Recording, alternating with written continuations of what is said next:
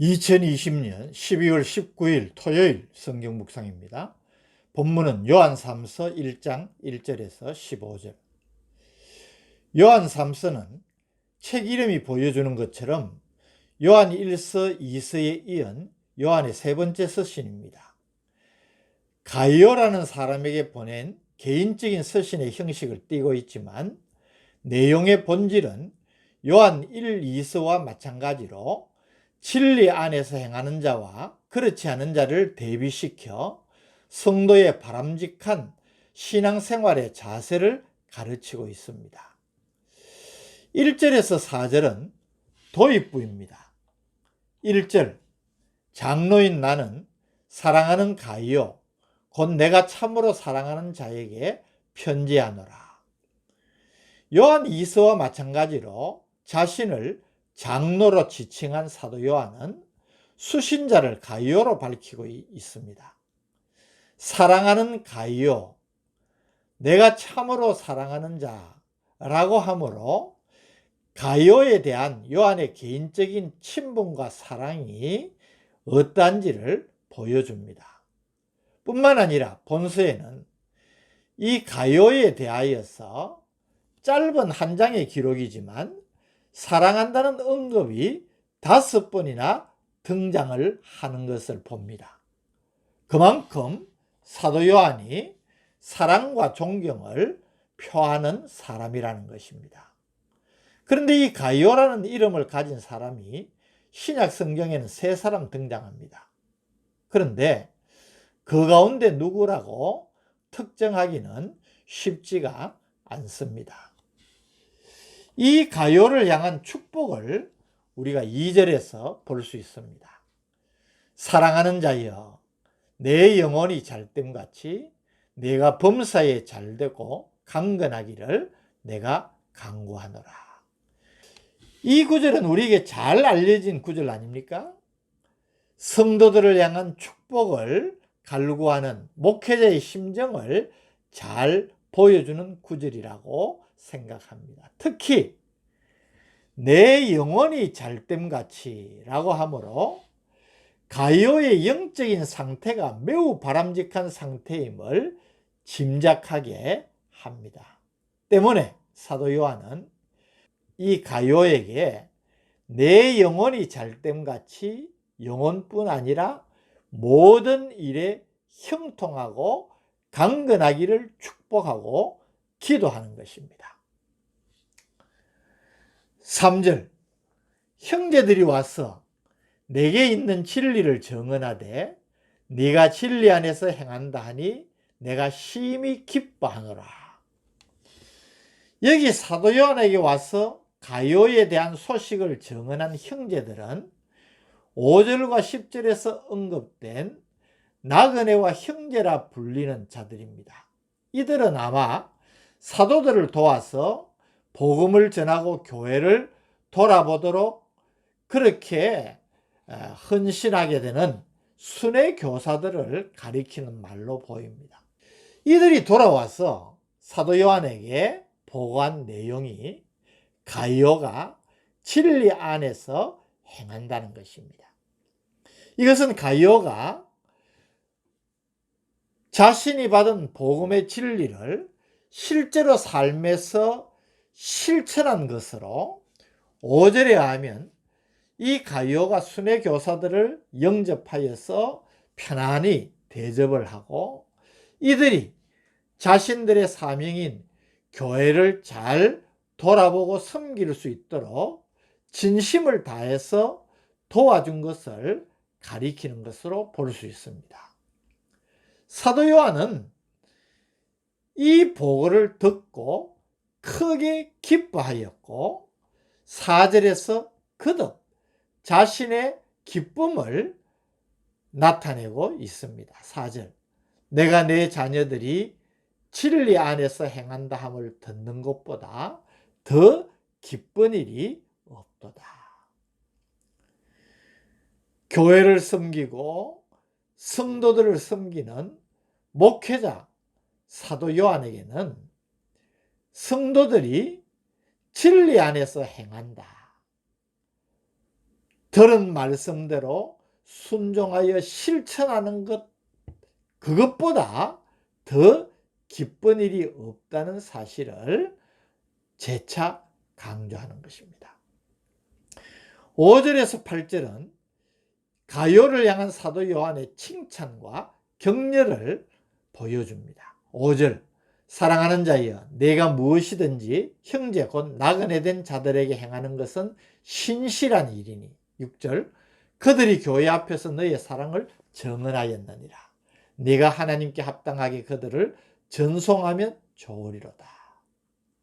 사도 요한은 가룟가 형제 곧 나그네 된 자들, 순회 교사들을 자신의 집에 편히 머물게 했을 뿐 아니라 그들의 사역과 활동을 적극적으로 후원한 것에 대하여서 저들의 수고와 그 배려를 아끼지 않은 일을 참믿음의 행위로 인정을 하면서 순회 교사들도 감사 감격하여 돌아와서 파송 교회인 에베소 교회 성도들에게 선교 보고를 할 때에 이 가룟의 헌신과 사랑을 증언함으로 성도들이 큰 은혜와 도전을 받았음을 말하고 있는 것입니다.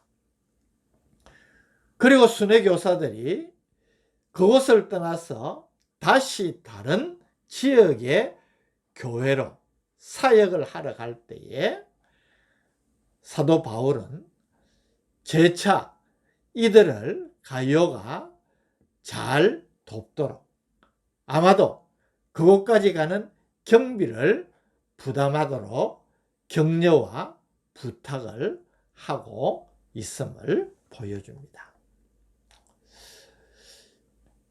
사도 요한이 이 가룟의 이런 행위를 신실한 일이라고 인정을 하고 또 격려를 한 것은 성도들이 마땅히 해야 할 의무임을 가르치는 차원도 되는 것입니다. 7절 8절, 이는 그들이 주의 이름을 위하여 나가서 이방인에게 아무것도 받지 아니함이라.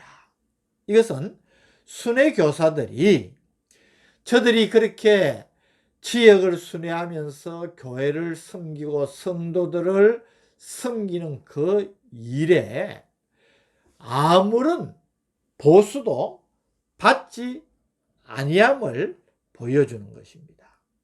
그래서 이런 순회 교사들을 영접하는 것이 마땅하다고 8절이 또 가르치고 있습니다. 그러므로 우리가 이 같은 자들을 영접하는 것이 마땅하니 이는 우리로 진리를 위하여 함께 일하는 자가 되게 하려 합니다. 복음 사역자들을 돕고 대접하는 것은 마땅한 우리의 의무일 뿐만 아니라 그 자체가 우리로 하여금 복음의 동력자가 되는 중요한 의미가 있다는 사실도 가르치는 것입니다. 그러나 이 가룟와 달리 책망과 경고를 받는 사람도 있음을 9절 10절이 보여줍니다. 내가 두어 자를 교회에 썼으나 그들 중에 어떤 되기를 좋아하는 디오드레베가 우리를 맞아들이지 아니하니 그러므로 내가 가면 그 행한 일을 잊지 아니하리라. 그가 악한 말로 우리를 비방하고도 오히려 부족하여 형제들을 맞아들이지도 아니하고 맞아들이고자 하는 자를 금하여 교회에서 내쫓는도다. 가룟와는 너무나 대조적으로 디오드레베의 악한 행위를 지적하고 있습니다. 디오드레베는 아마 교회의 지도자의 위치에 있던 사람으로 보입니다. 그는 어뜸되기를 좋아한다. 교회의 지도자의 위치에 있기를 좋아하고 또 그 중에서도 가장 훌륭한 지도자로 그렇게 사람들에게 인정받기를 좋아한 사람으로 보입니다. 그렇다면 마땅히 순회 교사들을 대접하고 섬기는 일에 모범을 보였어야 하지만은 그는 반대로 행했습니다. 그는 순회 교사들을 맞아들이고 대접하지도 않았을 뿐만 아니라 그렇게 하는 사람들도 비방하고 그들에게 그렇게 하지 않도록 금하였다는 것을 말하는 것입니다. 사도 요한은 이런 예를 들면서 성도들에게 선한 일을 행하는 사람을 본받으라고 권면합니다. 11절 사랑하는 자여 악한 것을 본받지 말고 선한 것을 본받으라.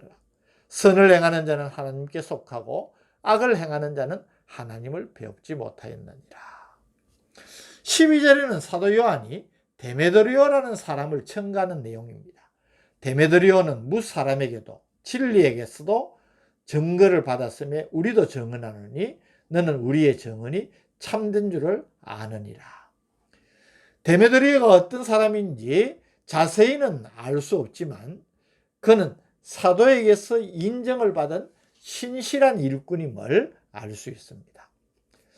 13절에서 15절은 서신을 끝맺는 말로 사도 요한이 아직 할 말이 많지만 곧 만나기를 기약하면서 무난 인사로 서신을 마무리하고 있습니다.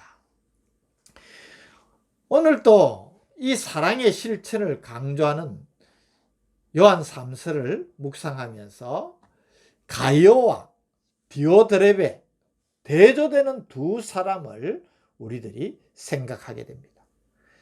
가이오는 나그네 된 순회 교사들을 자신의 집으로 영접하여서 머물게 하고 후히 대접하고 또 그들의 사역까지도 적극적으로 후원하였습니다. 순회 교사들도 그 사랑에 감사하였지만 그 일로 사도 요한을 기쁘게 했고 에베소 교회 성도들에게도 본이 되고 선한 영향력을 미쳤고 우리도 저런 사람이 되어야 되겠다는 도전을 주었습니다. 그러나 디오드레베는 자신이 스스로 어떤 되기를 좋아했지만 말씀대로 순종의 삶을 살지 않았습니다. 도리어 하나님의 일꾼들을 비방하고 영접하거나 대접도 하지 아니하고 도리어 대접하는 자를 비방하고 내쫓았습니다.